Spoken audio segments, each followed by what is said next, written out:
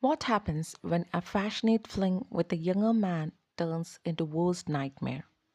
Pretty Things takes us on a dangerous ride where the lust collides with obsession and the power flings in the most chilling way possible. At first, it's glamorous. Paris nights, steaming romance, and the thrill of breaking boundaries. But behind the kisses, something darker is brewing.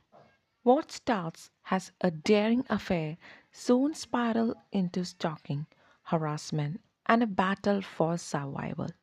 In this video, we will break down the full story, every shocking twist, and the disturbing ending that leaves you questioning how far desire can really go.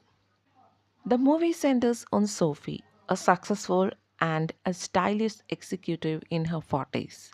She is independent, unmarried, child free, and living a life she built through her career. At an high end event, Sophie crosses paths with Elliot, a young waiter working the catering staff. He is shy, socially awkward, and still living at home with his sick mother. But when Sophie and Elliot lock eyes, there is an immediate spark. What begins as casual flirting quickly develops into a passionate fling. Sophie takes Elliot along with her on a business trip to Paris. The city of romance becomes the backdrop of their steaming encounters. And Elliot is intoxicated by Sophie's confidence, wealth, and the power. And he feels like he is finally being noticed by someone extraordinary.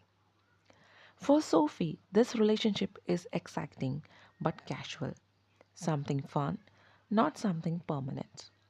But Eli does not see it that way. For him, the affair is life changing, and he starts to imagine a future with Sophie that she never promised. As their time together continues, Eli begins to push for something deeper.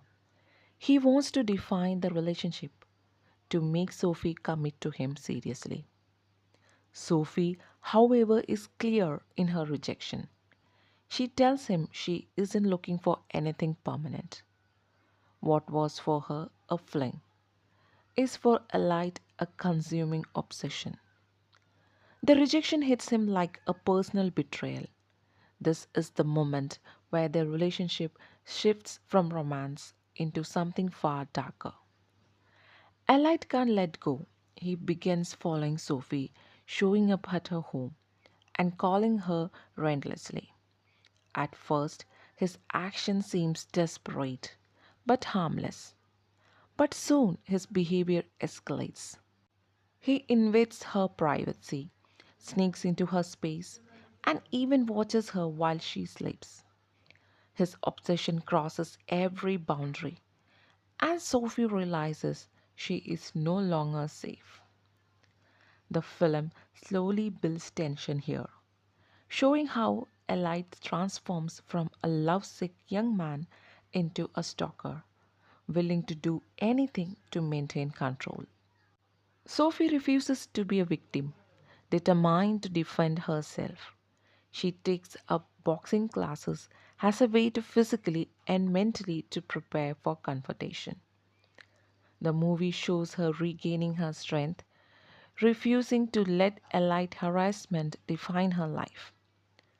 At work, she tries to maintain composed, but elite keeps reappearing, threatening her sense of safety everywhere she goes. What started as a seductive romances now feels like a nightmare she can't escape. Eventually, Sophie snaps.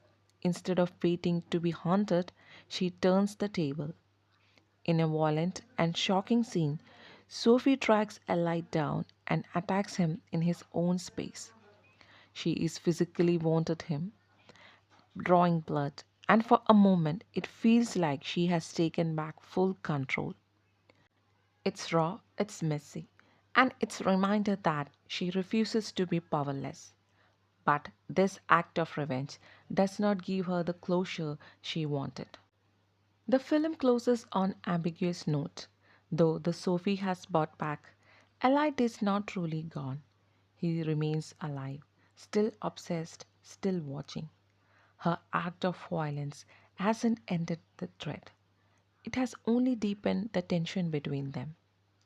The movie leaves us unsettled, questioning whether the Sophie will be truly be free. And that's all about, and thanks for watching.